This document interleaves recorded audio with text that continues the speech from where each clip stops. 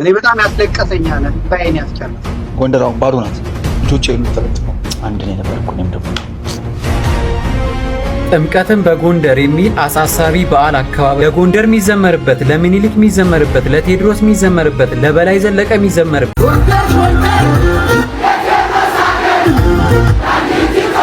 ሚኒሊክ ንጉስ ነው፣ ቴዎድሮስ ሞተልኝ፣ እንትና እንደዚህ ሆነልኝ የሚል ጥቅስ እየደረደሩ ባንዲራ እየተሸከሙ ለጎንደርና ለነገስታት ሲጨፍሩ መዋል የሊቃውንት ሀገር አያስብልም። ሰላም ጤና ይስጥልኝ። በሰደቃችሁልኝ በአዲስ ቪዲዮ ተመልሼ መጣሁ። በዚህ ቪዲዮ የምንመለከተው ወንድማችን ዘመድኩን ያስለቀሰው የወንድም ያያ ጉዳይ ምንድነው የሚለው ነገር ማስመለከታችሁ ነው የሚሆነው። እንደዚሁ ደግሞ አሳሳዩ ጥምቀትን በጎንደር የሚለው ጉዳይ እሱን የምንመለከት ነው የሚሆነው። እሱ ብቻ ለመንገድ ጥምቀት ዘንድሮ እንግዲህ ሰኞ ላይ ነው የዋለው። ሰኞ ዋለ ማለት እንግዲህ እሁድ ጋር ነውና ይጾማሉ ወይስ አይጾምም የሚለው ነገር ማስመለከታችሁ ነው የሚሆነው። ላይክ እና ሼር ማድረግ እንዳይረሳ። የዚህ ቪዲዮ ስፖንሰራችን ተምር ሪልስቴት ነው። መሀል አዲስ አበባ ላይ መኖሪያ ቤት ሆነ ሱቅ ከፈለጋችሁ መረጥ ይቻላችሁ። ከ7 በላይ ሳይቶችን ጥንቅቅ አድርገን አስረክበናል። አሁን ላይ በሳር ቤት ቫቲካን ኤምባሲ አጠገብ አዋሬና ፒያሳ ላይ ከባለ 1 እስከ ባለ 3 መኝታ ቤቶችን በተለያዩ የካሬ አማራጮች እስከ 35% የሚደርስ ቅናሽ አቅርበንልዎታል።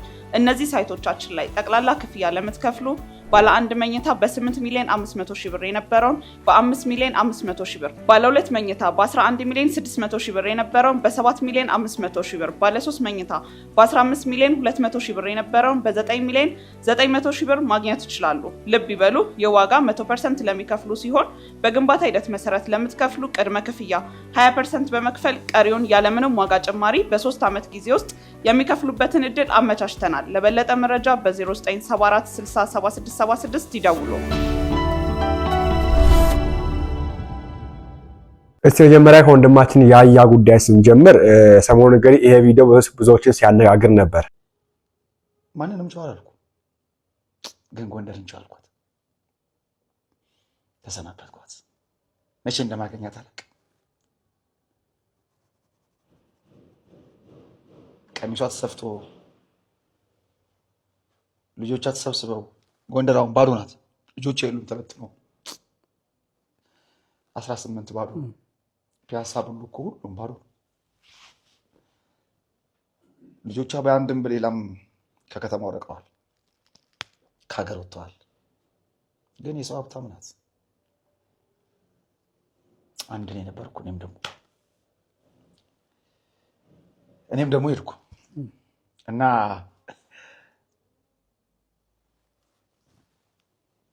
ምናልባት ይሄን ባድጋሚ ሊመጣ የሚችለው እናቴን ቻው ስላት ሊሆን ይችላል። እና ጎንደር ደግሜ በውብ ቃላቶች እስከማደምቅሽ ሙሽራነትሽን ደግነትሽን ዳግም ጥር ላይ እስከማውጅሽ ድረስ ትናፍቂኛለሽ። በ44ቱ ታቦትሽ በደግነትሽ በሊቃውንቶችሽ በደጋግ ሕዝቦችሽ በጸሎትሽ እንደምታስቢኝ ተስፋ አድርጋለሁ። አንቺ ለኔ ከተማ ብቻ ነበርሽ፣ የተሸሸኩብሽ ያመለጥኩብሽ ብዙ ነገር ነሽና ጎንደር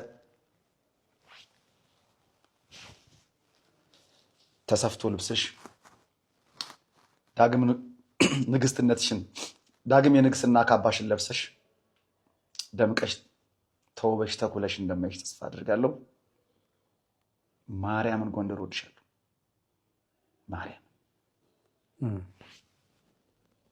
ማርያምን ቻው አልኳት፣ ተሰናበትኳት ጎንደር። ይሄ ቪዲዮ እንግዲህ ሰሞኑን ብዙዎችን ሲያነጋግር ነበርና ወንድማችን ያያ አሁን ላይ እንግዲህ ወደ ካናዳ ወጥቷል። ደግሞ ሀገር ወጥቶ ካናዳ ነው የሚገኘውና ያው በተለያየ ኬዝ ነው እንግዲህ የራሱ ጉዳይ ያለበት የወጣበትና ነገር ለሱ ስደት ብሎ ነው የገለጸው። እሱ ብቻ አይደለም እንግዲህ ወንድማችን ያያ ሀገር ቤት ውስጥ በነበረበት ሰዓት ወይ ደግሞ ተቆጥሮ በነበረበት ሰዓት ላይ ብዙ ነገሮች ላይ ተሰርቷል። በጣም ምስጋና የሚገባው ብዙ የለፋ ብዙ በዚህ ጉዳይ ላይ በራሱም ኬዝ በቤተክርስቲያን ኬዝም በአንድም በሌላ ምክንያት እንግዲህ የታሰረ ወንድማችን ነውና አሁን እንግዲህ ከወጣ በኋላ ይሄ የተለቀቀና ገና ከመውጣቱ እንዴት እንደዚህ ያለ የሚል ነገር ነውና ይመስለኛል ይሄ ቪዲዮ ኢትዮጵያ ውስጥ ተቀርጾ ከወጣ በኋላ የተወሰተ ቪዲዮ ነው። ብዙ ነገሮች ውስጥ ስለያዘና እንደዛ ነው አልፈልጋለሁ። ከዛ ውጭ እንግዲህ ይሄ ነው ውሸት ነው ያያ ያስመሰለ ነው የሚገኘው አታስመስሉ የሚሉ ነገሮችም አሉና እውነት ውሸት ነው የሚለው ነገር እንመልከትና ወንድም ዘመድኩን በጣም ሰፋ ያለ አንስቶበታል ነው ጭራሽ አልቅሶበታልና እስቲ ይሄ ቪዲዮ ተመልከቱት። በዚህ የምፈልገው ከተማ ጎንደር ነው። እንድትወልደኝ የምፈልገው የጎንደር እናት ድጋሚ ድል ይሰጠኝ ማለት ነው። ይሄው ማርያም ምስክርነት ልሰጥ ነው። በጣም ነው ጎንደርን የሚወዳት በማስረጃ ነው አስደግፌ የምነግራችሁ። ምክንያቱም ጎንደር ከተማ ሲመጣ ታሪኳንና 44 ደብሮቿን እየዞረ ከማየት ውጭ አንድም በግል ህይወቱ ላይ አውርተን ስለማናቅ ነው። ስንገናኝም ስለ ጎንደር ነው የምናወራው። ስንለያይ ከተለያየንባትም ጊዜ ስለ ጎንደር ነው የምናወራው። ስለ ጎንደር ነው ታሪክ መመርመር መጠየቅ የሚፈልገው። እውነተኛ ጎንደሬ ነው ያያ ወንድሜ። ባለበት ሰላም ይብዛ፣ መቤቴ ትጠብቅህ። ቆራርጬ ያስቀሯቸው አንዳንድ ቪዲዮዎች አሉ ስለ ጎንደር ለማወቅ የነበረውን ጉጉት የሚያሳዩ። እስከ መጨረሻው አብራችሁ ሁናችሁ ይህን ቪዲዮ ተከታተሉልኝ። ያያየ ባለበት ሰላም ይብዛ። እንወዳለን። እኛ ጎትንገስ ብለናል። ያያችን አሁን የት ነው ያለነው? አሁን የምንገኘው እንግዲህ ሰማዕቱ ቅዱስ ጊዮርጊስ ቤተክርስቲያን ነው። ነገስታት ካሰሩት ከሰባቱ ቤተ መቅደስ አንዱና ነገስታት ደግሞ አብዛኛውን ጊዜ መጥተው የሚሳለሙበት ነበርና ከነገስታት ውጭ አብዛኛውን ጊዜ በማን መጥቶ የማይሳለምበት የነበረ እልፍ ጊዮርጊስ። አሁን የት ነው የምንገኘው? ያየ ታሪክን እየቆመቆምን የምንገኘው ካስኪና ብዙ ነው የምናጠርፈው። አሁን ግምጃ ቤት ማርያም ነው የምንገኘው። ግምጃ ቤት ማርያም እንግዲህ እንደሰማሁት ከሆነ ንጉሱ ከዚህ በፊት ግምጃ ያስቀምጥበት ነበረ። አሁን እንግዲህ ቤታችን የቅድስተ ቅዱሳን የድንግል ማርያም ቤተክርስቲያኑ በጣም የሚገርም ነው። አፄ ፋሲል ካሰራቸው እንግዲህ ሰባቱ ቤተክርስቲያናት አንዷ ግምጃ ቤት ማርያም ነው የምንገኘው። እንዳች እንግዲህ ወንድማችን ያያ እውነትም ጎንደርን ይወዳል የሚል ነገርም እየወጣ የተመለከተ ነው የምንገኘውና በዚህ ጉዳይ ላይ ዘመድኩን አስቀምጥላችኋለሁ። እስቲ በግል ለምታውቁ ሰዎች ካላችሁ ኮሜንት ላይ አስቀምጡልኝ በዚህ ጉዳይ ላይ። ቀጣይ የምንመለከተው እንግዲህ ወደ ዘመድኩን ቪዲዮ ከመሄዳችን በፊት ደግሞ ዘመድኩን የሰጠውን ሐሳብ ከመስማታችን በፊት የምንመለከተው ጥምቀትን በጎንደር የሚል አንድ አሳሳቢ ጉዳይ አለና ይሄን ነገር ብዙዎች ይቃወሙታል፣ የሚደግፉትም አሉ። ብዙ ጊዜ ጥምቀት ሲደርስ እንግዲህ ያው ጎንደር ሚሊዮን ሰዎችን ነው ለመቀበል ዝግጅት የምታደርገውና ብዙዎች እንግዲህ ይሄን ጥምቀት የማይቀበሉ ይሄ ነገር የማይቀበሉበት ምክንያት እስቲ ተመልከቱት።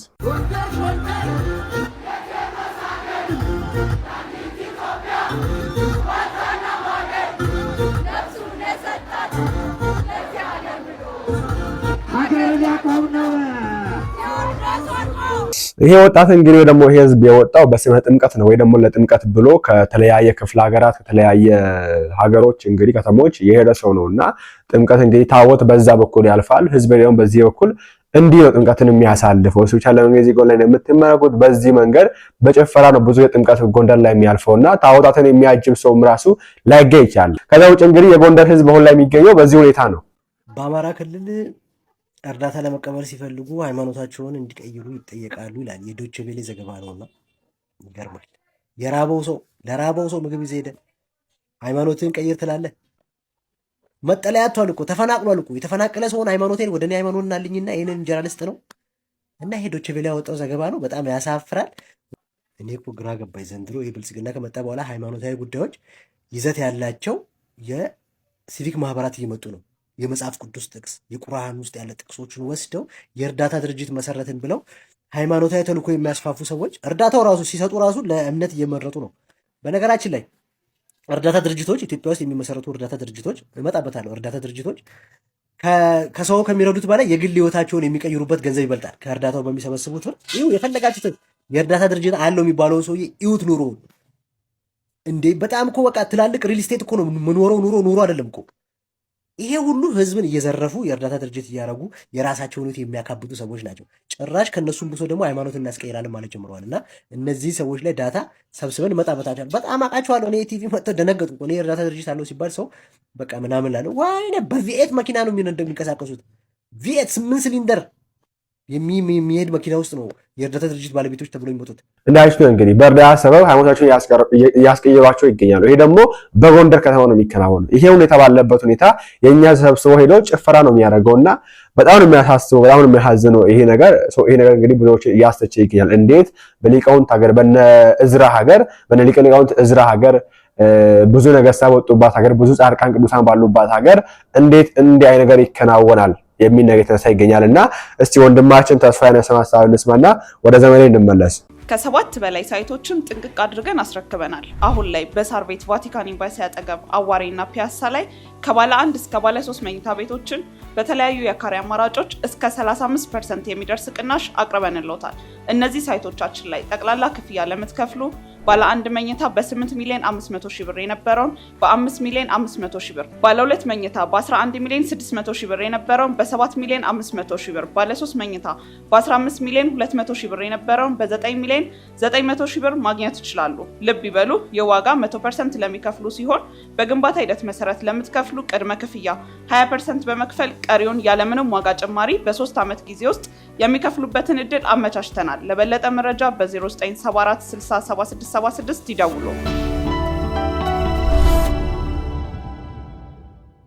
ጥምቀትን በጎንደር የሚል አሳሳቢ በዓል አከባበር እያለ አላፋት ዝማሬ መቃወም ጀመራችሁ።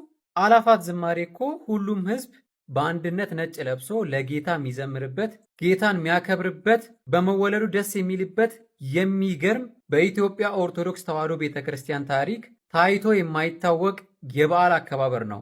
ይሄንን ለመቃወም ግዴታ ሴጣን መሆን ነው ያለብኝ። ይሄንን ቆንጆ በዓል ልክ ሴጣን የተመሰገነበት ዕለት አስመስለ እየተቃወምከው ለማውረድ እየሞከርክ፣ በተቃራኒው ግን ጥምቀትን በጎንደር ተብሎ ተጠማቂው እያለ የበዓሉ ባለቤት ጌታ እያለ ለጎንደር የሚዘመርበት፣ ለምኒልክ የሚዘመርበት፣ ለቴዎድሮስ የሚዘመርበት፣ ለበላይ ዘለቀ የሚዘመርበት፣ ለእቴጌ ጣይቱ የሚዘመርበትን ዕለት ችላ ብለህ ታየዋለህ። ጉዳይህ አይደለም። ለስንት ዘመናት ጥምቀትን በጎንደር የሚለውን በዓል አከባበር አየው። አንድም ቀን ተደስቼበት የማላቀው በዓል ቢኖር እሱ ነው። ሰው እንዴት በዓመት አንዴ የሚመጣውን የጌታችን የመድኃኒታችን የኢየሱስ ክርስቶስን የጥምቀት በዓል ለሱ ጊዜ መስጠቱን፣ ለሱ መዘመሩን፣ ለሱ መስገዱን፣ ለሱ በአደባባይ መመስከሩን፣ ጌትነቱን፣ አዳኝነቱን፣ ንጉስነቱን መመስከር ትቶ ከዚህ በፊት ኢትዮጵያን መርተው ላለፉ ነገስታት ሲዘል ሲጨፍር እነሱን ለማንገስ ቀኑ ሙሉ ሲጋደል እንዴት ይውላል?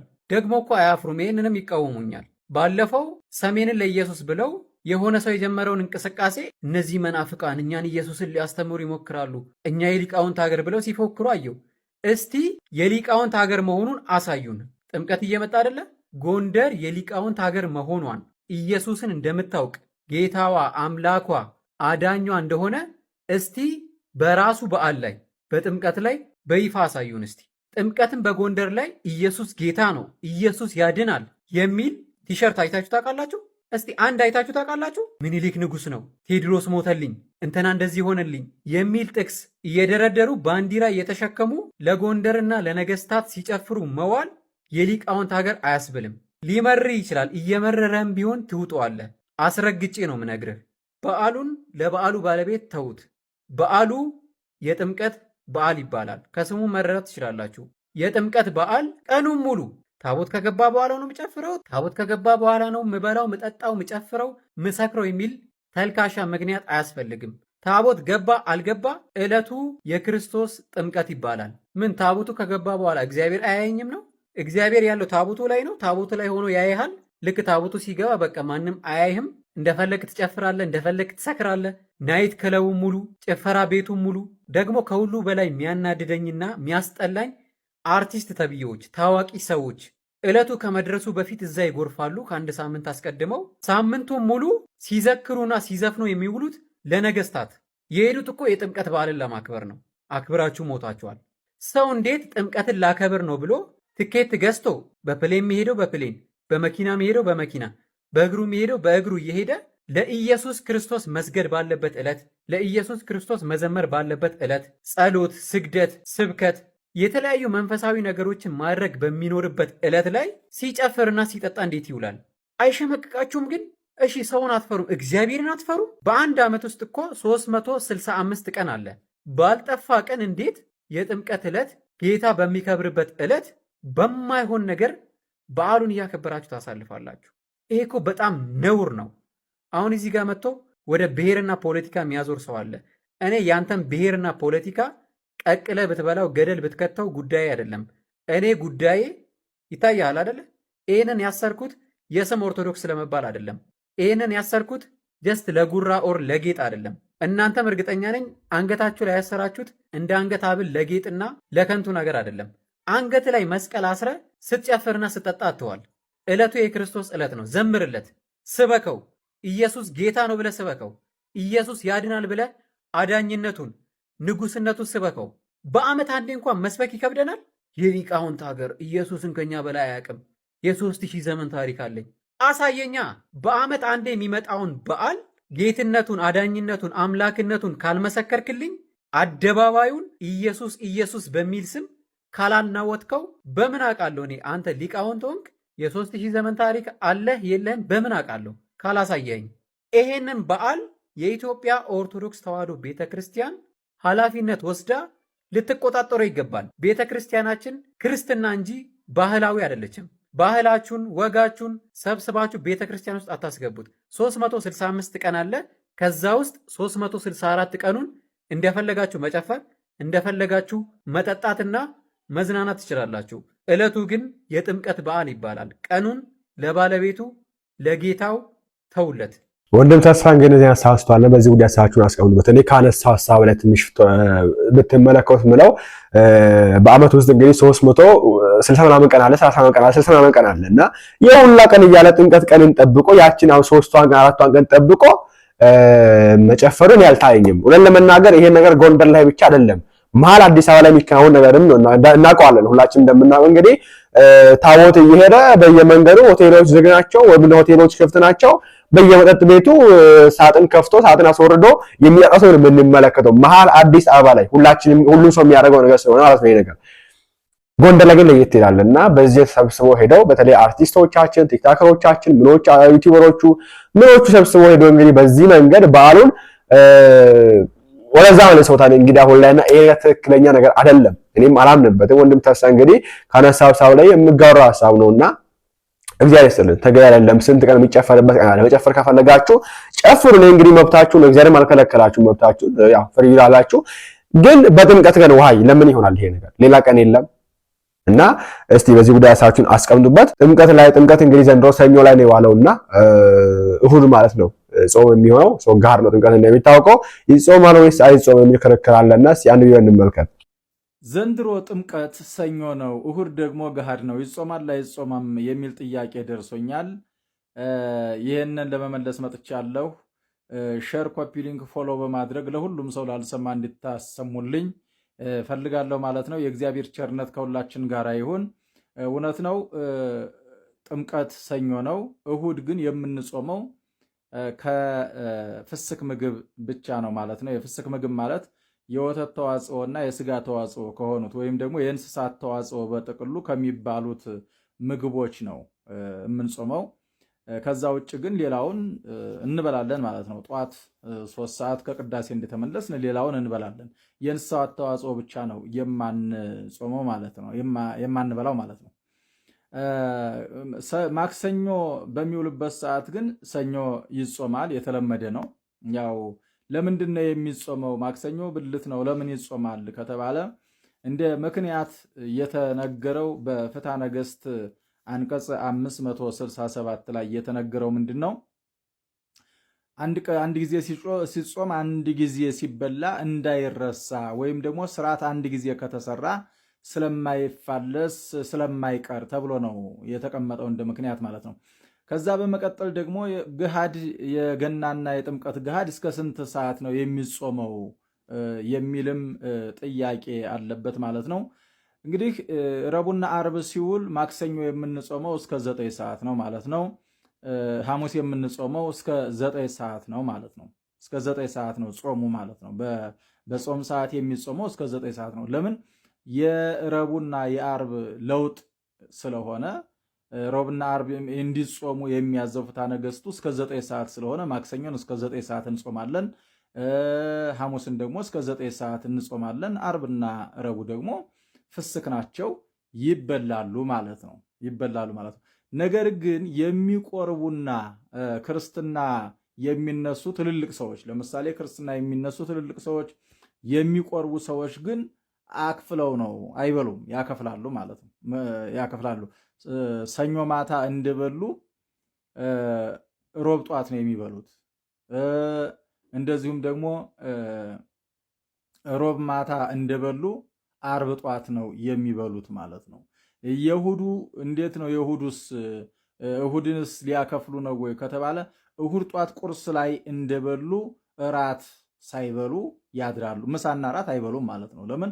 3 ሰዓት ከዚህ ከበሉለት ከዛ በኋላ መብላት መጠጣት ለቆራቢያን ስለማይቻል በዛ መልኩ ነው የሚስተናገዱት ማለት ነው። እንግዲህ በዚህ መሰረት ነው ስርዓቱን አክብረን እንግዲህ በዓሉን እናክብረን ፈልጋለሁ። ቀጣይ የምንመለከተው እንግዲህ የያያና ዘመድኩንን ጉዳይ ነውና እስቲ እንመልከት። በጣም ወደውን መሳሳለት ትዳሬን አጣሁ። በጣም ወርቅ የሆነች ሚስት ነበረች።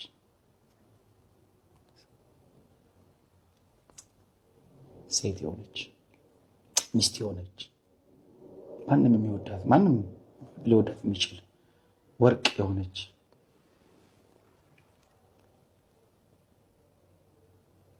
እሷንም አጣሁ። ምን ቀረኝ? ቤተክርስቲያን ነበረች ቀረችኝ። ሙስሊሙ ቢዝትብኝ ይፎክርብኝ ኖርማል ነው። መናፍቅ ጴንጤውም ቢጮህ በየከተማው ሊያሳስረን ቢሞክርም ኖርማል ነው። ግን የገዛ ኦርቶዶክስ የሆነ ቤተሰብ በ40 ቀን በ80 ቀን ልጅነት ያገኘው አንድ ህብረት ከአንዱ ጽዋ ይጠጣ ከአንዱ ህብስት የበላ ከመንበሩ የፈለቀውን ጽዋ ይጠጣ በብዙ ትግል ውስጥ አብረን ያሳለፍን ኦርቶዶክሳውያን ተነሱብኝ። በአንድ ቪዲዮ ጀርባቸውን ሰጡ። እኔ ያልገባኝ ሙሉን ሳይት የትኛው ቪዲዮ እንደሆነ አልገባኝ።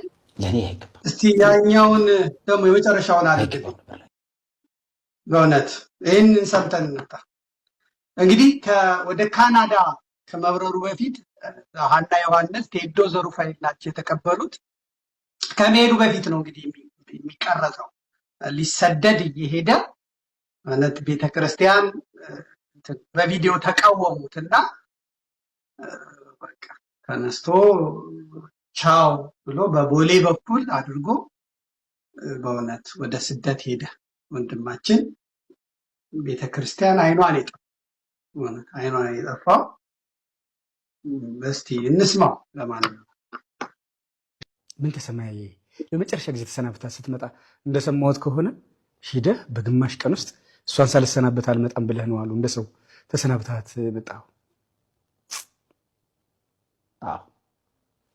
አዎ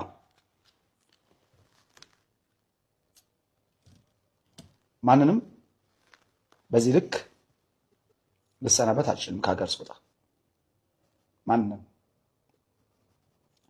ጊዜም ስላልነበረኝ ያችን ሽቅርቅር ያችን እኔ እንደ ጎንደር ለ4 ሰዓት የሚሆን ለ3 ሰዓት እንጃ በቃ ቻው አልኳት። ቀን ክፉ ነው የማሪ ኩላን ተኩላ ጎንደር ቀሚሷን ለብሳ ልጆቿን በምጠብቅበት በዚህ ቀን ያውም ጥር ጎንደር ጥር በንግስናዋ ቀን ጎንደርዬን ተሰናብቻት ከ10 ዓመት በኋላ አንዴ ታስሬ አንዴ ጃልሜዳን አጽድቼ ነው የቀረሁት ለጎንደር ጥምቀት እንጂ አልቀርም። ልክ እንደ ሰው ልክ እንደ ወዳጅ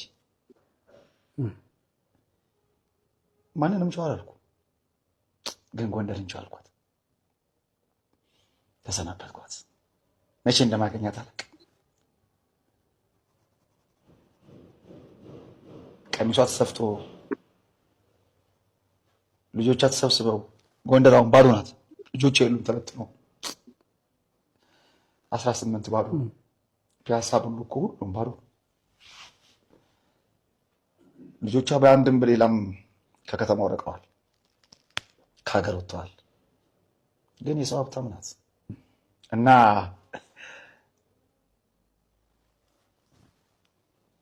ምናልባት ይሄን በድጋሚ ሊመጣ የሚችለው እናቴን ጨው ስላት ሊሆን ይችላል። እና ጎንደር ደግሜ በውብ ቃላቶች እስከማደንቅሽ ሙሽራነትሽን ደግነትሽን ዳግም ጥር ላይ እስከማውጅሽ ድረስ ትናፍቂኛለሽ። በ44ቱ ታቦትሽ በደግነትሽ በሊቃውንቶችሽ በደጋግ ሕዝቦችሽ በጸሎትሽ እንደምታስቢኝ ተስፋ አድርጋለሁ። አንቺ ለኔ ከተማ ብቻ ነበርሽ፣ የተሸሸኩብሽ ያመለጥኩብሽ ብዙ ነገር ነሽና ጎንደር ተሰፍቶ ልብስሽ ዳግም ንግስትነትሽን ዳግም የንግስና ካባሽን ለብሰሽ ደምቀሽ ተውበሽ ተኩለሽ እንደማይሽ ተስፋ አድርጋለሁ። ማርያምን ጎንደር ወድሻለሁ። ማርያም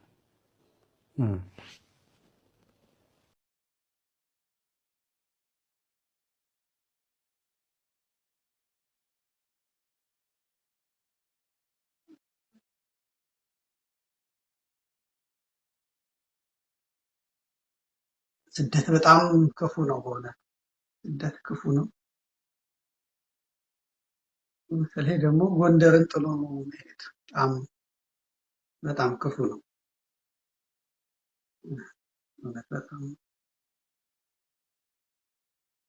በጣም ክፉ ነው። ምን ይደረጋል? ጎንደር